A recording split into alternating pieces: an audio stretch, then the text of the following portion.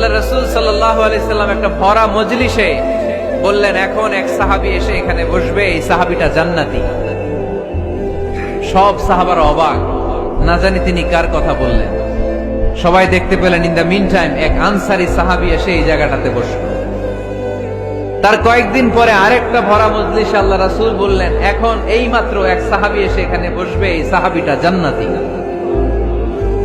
ঠিক ওই দিনও ওই আনসারী সাহাবীটা এসে ওইখানে বসেছে। আবার কয়েকদিন পরে আল্লাহ রাসূল সাল্লাল্লাহু আলাইহি ওয়াসাল্লাম বললেন, এই মুহূর্তে এই মজলিসে এমন এক সাহাবী ঢুকবে, এই সাহাবীটা জান্নাতি।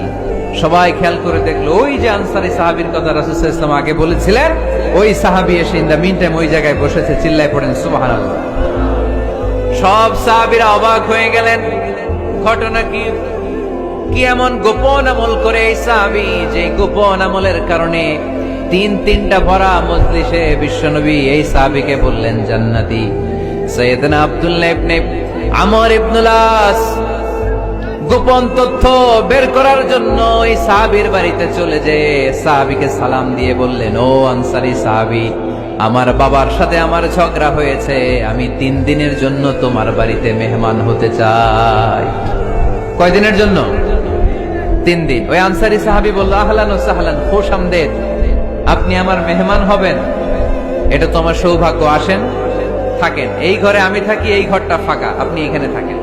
এবার আব্দুল্লাহ ইবনে আমর ইবনুল আস খেয়াল করলেন কোন গোপন আমল করে কিনা, কোন নেক আমল আছে কিনা এই সাহাবীর, যে কারণে 3বার বিশ্বনবী এই সাহাবীরে জান্নাতি বলেছেন। 3 দিন টানা 3 দিন লক্ষ্য করার পরে সাইয়েদনা আব্দুল্লাহ ইবনে আমর ইবনুল আস এই সাহাবীর মধ্যে তেমন বিশেষ কোন নেক আমল, গোপন আমল আর দেখতে পায় নাই।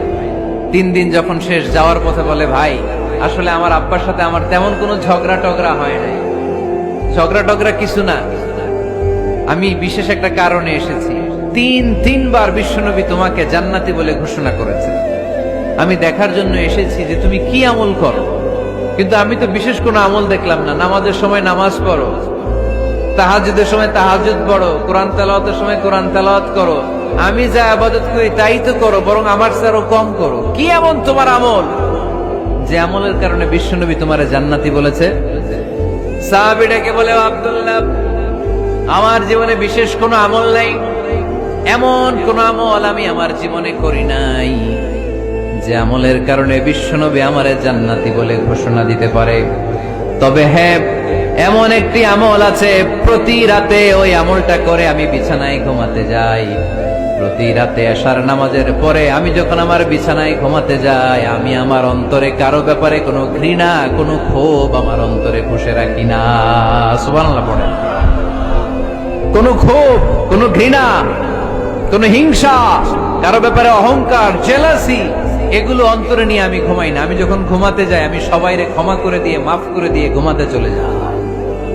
হয়তো এই আমলটা আল্লাহ তাআলার কাছে অত্যন্ত প্রিয় হতে পারে, এই কারণেই হয়তো বিশ্বনবী আমাকে জান্নাতি বলে ঘোষণা করেছে। চিল্লায় পড়তে হবে আল্লাহু আকবার।